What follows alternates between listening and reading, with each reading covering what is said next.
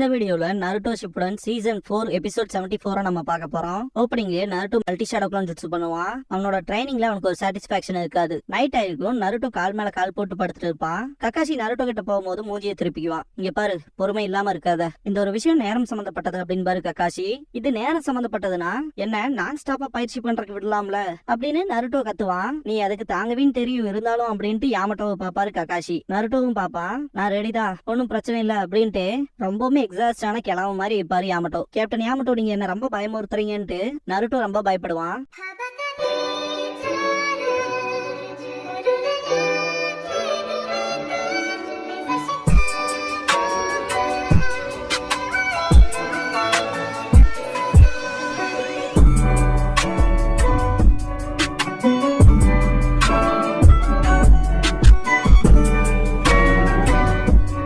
Opening song முடிஞ்சதுக்கு அப்புறமா under the ஸ்டாரி sky அப்படிங்கிற இந்த எபிசோடோட டைட்டில் போட்டு ஸ்டார்ட் பண்றாங்க.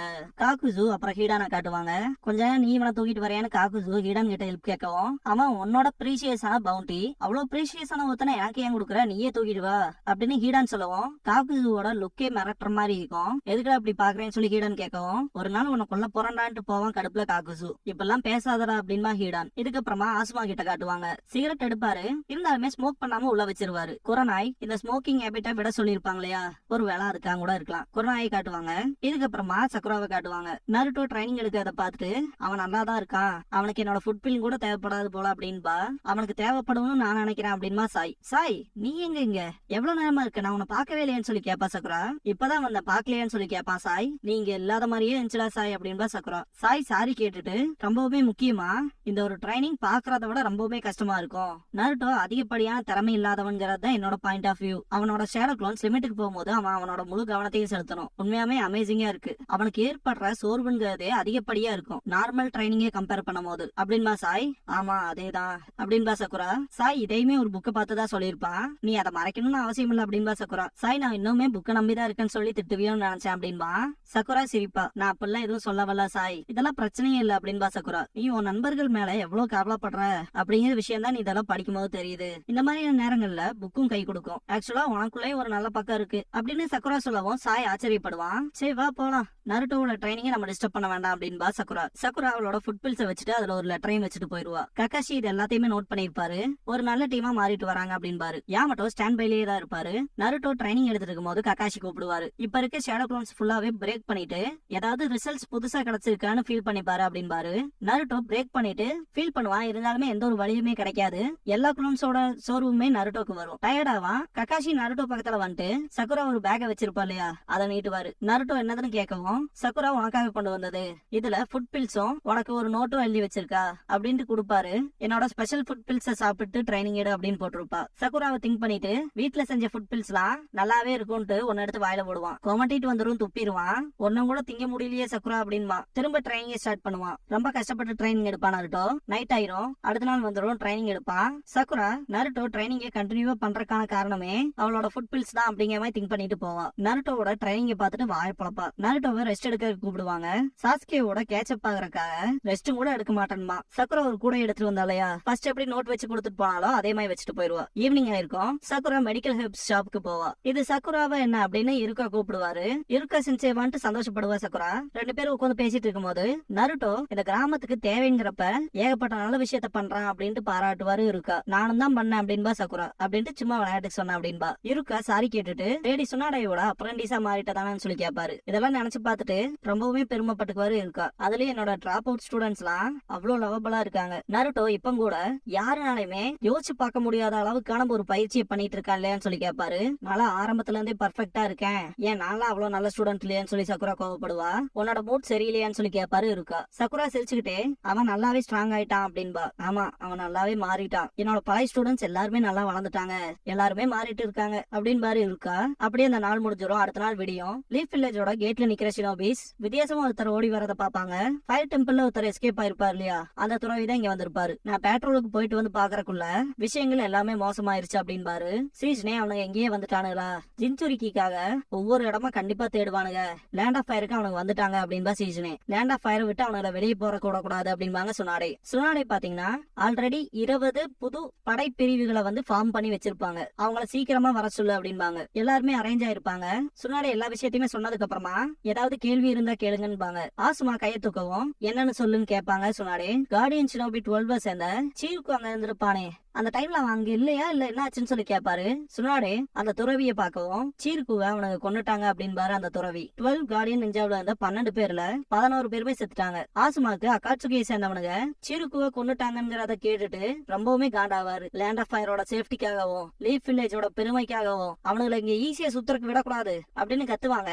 ஈனோ சோஜி தலையாட்டுவாங்க. எனக்கு அவனுங்க எதை தேடி வந்தாங்கன்னு தெரியணும், அதை விட முக்கியமா அவனுக்கு ரொம்பவுமே ஆபத்தானவனுங்க அப்படின்னு சுனாடி சொல்லிட்டு இருக்கும்போது சோஜி பயப்படுற மாதிரி காட்டுவாங்க. என்ன பரவாயில்ல, அவனுக்கு லேண்ட் ஆஃப் ஃபயர் விட்டு போக கூடாது, அவனுங்களை எப்படியாவது கண்டுபிடிங்க, அவனுங்களை கட்டுப்படுத்த முடியலனா கொன்றுங்க, புரிஞ்சுதா, போலாம் அப்படின்பாங்க சொன்னாரு. டீம் ஆசுமா பேரு கிளவே கூடாது அப்படின்ட்டு ஈனோவும் சோஜியும் மனசுல ஒரு வெறியோட போவாங்க. சுனாடை கிரியேட் பண்ண இந்த 20 படை பிரிவுகள் இருக்கு இல்லையா, அதுல ஆசுமாவும் ஷிகமாரும் ஒரு டீம்ல இருப்பாங்க. கொட்டட்சு அண்ட் ஈசுமோ கூட சேர்ந்து ஃபயர் டெம்பிள்ல இருந்து ஆரம்பிக்கலாம் அப்படின்பாரு ஆசுமா. இப்ப கூட குரநாய் வீட்டுலதான் பாப்பாரு.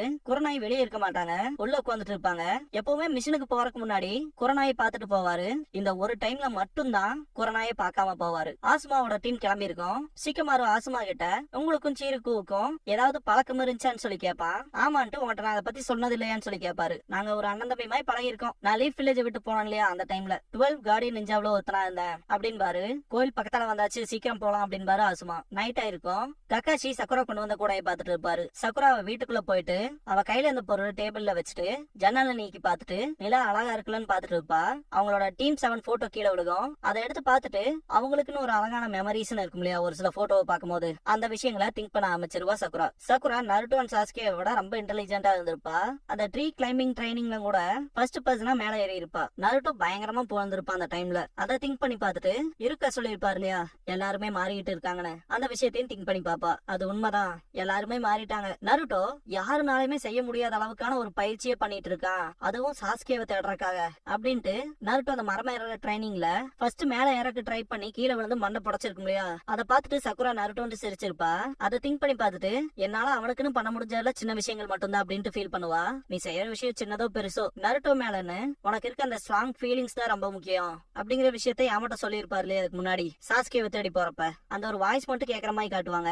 சாஸ்கேவை பாப்பா. எனக்கு இந்த என்டையர் நருட்டோ சீரீஸ்லயே கிஷிமோட்டோவோட ரைட்டிங்ல பிடிச்ச விஷயமே சக்குரா இருக்கா, அவளோட ஃபீலிங்ஸ் என்னமோ சாஸ்கே மேலதான் இருக்கு. ஆனா நருட்டோ ட்ரை பண்ணுவான், ஆனா சாஸ்கே மேல இருக்க லவ் வந்து சக்குராக்கு ஒரு துளி கூட போகாது. அதே மாதிரிதான் ஹினாட்டாவும். நருட்டோ மேல இருக்க அவளோட ஃபீலிங்ஸ் வந்து நருட்டோவை தாண்டி எந்த ஒரு பையன் மேலயுமே அவ காட்டி இருக்க மாட்டா. ஒரு பையனை அவங்களுக்கு பிடிச்சிருக்கா, எத்தனை பேர் வந்தாலும் சரி, எத்தனை சாய்ஸ் கொடுத்தாலும் சரி, எனக்கு அந்த ஒரு பையன் தான் முக்கியம் அப்படின்னு காமிச்சு அந்த பொண்ணுங்க இருக்க விதம் தான் எனக்கு ரொம்பவுமே பிடிச்சது. ஏன்னா இப்ப இருக்க கண்டிஷன்ல நம்ம அப்படிப்பட்ட பொண்ணுங்களை பாக்குறதே ரேர் ஆகி போச்சு. அதனாலதான் இத பத்தின உங்களோட தாட்ஸ கமெண்ட் பாக்ஸ்ல கமெண்ட் பண்ணுங்க. வானத்துல ஒரு ஷூட்டிங் ஸ்டார் வரும் அப்படின்னு நருட்டோ கிட்ட காட்டுவாங்க. ஷூட்டிங் ஸ்டார்ன்ட்டு ஆச்சரியப்படுவான். அப்படியே கண்ணை மூடிட்டு அவன் கையில சக்குரா கொடுத்த நோட்ஸ் எல்லாம் இருக்கும். அத அவனோட இதயத்துக்கிட்ட வச்சுட்டு சாஸ்கேவை திங்க் பண்ணுவான். திடீர்னு பார்த்தா எந்திரிச்சுக்கு வருவான். தக்காஷி என்னடா ஆச்சுன்னு எட்டி பாப்பாரு. மல்டி ஷேடோ க்ளோன் ஜுட்சு அப்படின்னு கத்துவான். காலையில விடிஞ்ச மாதிரி காட்டுவாங்க. நருட்டோ ட்ரைனிங்க கண்டினியூ பண்ணிருப்பான். நருட்டோ வெறித்தனமா ட்ரைனிங் எடுப்பான். டயர்ட் ஆகும்போது கூட சாஸ்கேன்பா, இதை நான் விட்டு கொடுக்க போறதாவும் இல்ல, ரெஸ்ட் எடுக்க போறதாவும் இல்ல அப்படின்பா நருட்டோ. உன் அளவுக்கு கண்டிப்பா நான் வருவேன்டா அப்படின்ட்டு ஆரம்பிக்கலாமா அப்படின்னு கத்திட்டு வாட்டர் ஃபால கட் பண்ணுவான். கட் ஆயிருக்கும். நான் சாதிச்சிட்டேன் அப்படின்னு கத்துவான் நருட்டோ. நருட்டோவோட முன்னேற்றங்கிறது ரொம்பவுமே ஜாஸ்தியா இருக்கு இல்லையா, அதை பார்த்த யாமட்டும் வாய பிளந்துருவாரு. இது அவனோட ட்ரைனிங் அப்ரோச்னால மட்டும் கிடையாது, இந்த ஒரு விஷயத்துக்கு சாஸ்கேவுக்கும் சம்பந்தம் இருக்கு அப்படின்பாரு ககாஷி. நாங்க அந்த நீர்வீழ்ச்சியை கட் பண்ணிட்டோம்ட்டு நருட்டோவோட க்ளோன்ஸ் எல்லாருமே எக்ஸைட் ஆவாங்க. க்ளோன்ஸ் எல்லாம் ரிலீஸ் ஆயிரும். யாமட்டோ கொஞ்சம் ரிலீஃபா இருப்பாரு. ககாஷி பாராட்டிட்டு உன்னோட நியூ ஒரிஜினல் ஜுட்சுவை டெவலப் பண்றதுக்கான வேலையில ஆரம்பிக்கலாமா அப்படின்பாரு. நருட்டோ செம டயர்ல இருப்பான். சரின்பா படுத்துருவான். நருட்டோ என்னாச்சுன்னு பாப்பாரு ககாஷி. கொஞ்சம் ஓவரா போயிட்டான் போல அப்படின்ட்டு. நருட்டோவை பார்க்கும்போது ஏதோ வளர்ற மாதிரி இருக்கும். என்னடா சொல்ல வரேன்ட்டு பக்கத்துல போவாரு ககாஷி. பசிக்குதுன்பா நருட்டோ. ககாஷி சிரிச்சுக்கிட்டே எப்பவுமே நீ என்ன ஆச்சரியப்படுத்துற அப்படின்பாரு.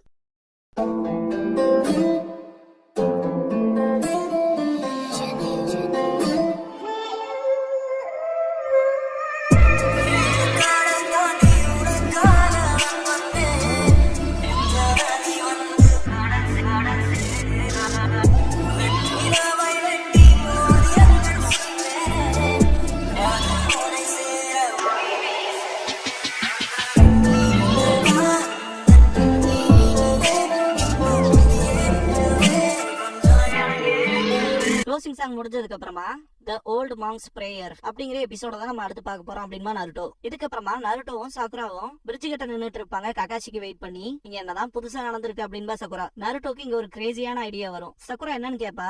ககாஷி நடந்து போயிட்டு இருக்கும்போது ஒரு கிழவி ஏகப்பட்ட பேக்ஸ வச்சுக்கிட்டு நடக்க முடியாம நிக்கும். ககாஷி அந்த கிழவியையும் அவங்க கொண்டு வந்த பேக்கையும் எல்லாத்தையுமே தூக்கிட்டு போவாரு.